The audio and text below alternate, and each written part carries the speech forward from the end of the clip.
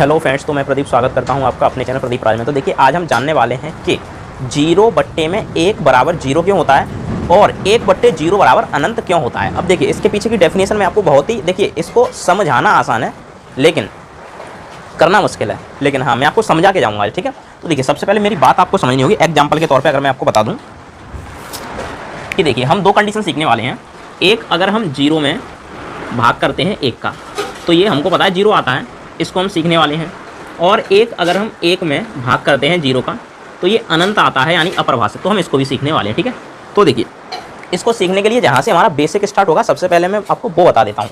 तो देखिए, आपको मेरी बात समझनी होगी। सबसे पहले जैसे एक नंबर ले लेता हूँ, मैं नंबर ले लेता हूँ, लगभग क्या नंबर ले लूँ आपके हिसाब से, मैं नंबर ले लेता हूँ 60। मैंने 60 एक संख्या ले ली है, ठीक है। अच्छा, अगर आप समझिएगा अभी मेरी बात को, 60 में अगर मैं 1 का भाग देता हूँ तो कितना आएगा, 1, ठीक है। अगर मैं 60 में 1 का भाग दूंगा तो 60 आएगा ना, खोपड़ी कहाँ है मेरी, पता नहीं, बारिश हो रही है इसलिए, ठीक है। अच्छा, अगर मैं इस नंबर को बढ़ा दूँ, 60 में मैं 2 का भाग दे दूँ तो कितना आएगा, आप कहेंगे सर 30 आएगा, बिल्कुल 30 आएगा। अगर 60 में मैं 3 का भाग दे दूँ तो कितना आएगा, 20 आएगा। 60 में मैं 4 का भाग दे दूँ, कितने का, 4 का, तो कितना आएगा, 15 आएगा। इसी प्रकार 60 में मैं अगर 5 का भाग दे दूँ तो आपको ही पता है ये 12 आ जाएगा, ठीक है। कितना आ जाएगा, 12। इसी हिसाब से 60 में अगर मैं 6 का भाग देता हूँ तो आपको पता है नंबर कैसा आएगा। 60 में जब मैं 6 का भाग दूंगा तो नंबर आएगा 10। तो देखिए, जब मैं भाग देने वाली इस संख्या का भाग देने, देखो नंबर ऊपर वाला सेम है, 60 है, 60 है, 60 है, सब में 60 है।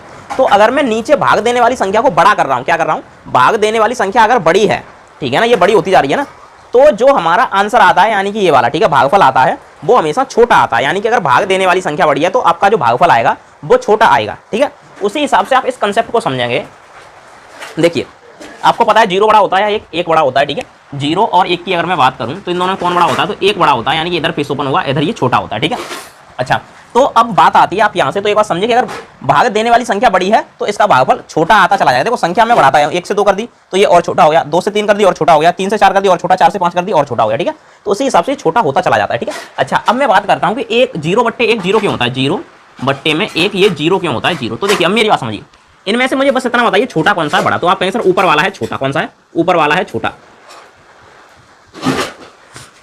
और नीचे वाला है बड़ा, ठीक है। अब मेरी बात समझिए, 60 एक बड़ा नंबर था, मैंने बड़े नंबर में जब एक छोटे नंबर का भाग दिया तो नंबर बड़ा आया, ठीक है। और 60 बड़ा नंबर था, मैंने और नंबर बढ़ा दिया, ठीक है ना। मैं नंबर जैसे ही बढ़ा रहा हूं, नीचे वाला नंबर बढ़ेगा। ये नीचे वाला का नंबर बड़ा होगा तो उत्तर जो भी भागफल में आएगा वो छोटा आएगा। नीचे वाला नंबर बड़ा होगा का मतलब क्या है कि देखिए, ऊपर है छोटा, ऊपर कैसा है, छोटा, ऊपर छोटा है और नीचे बट्टे में कैसा है, बड़ा। अब भाई, अगर हम छोटे में बड़े का भाग देंगे, देखिए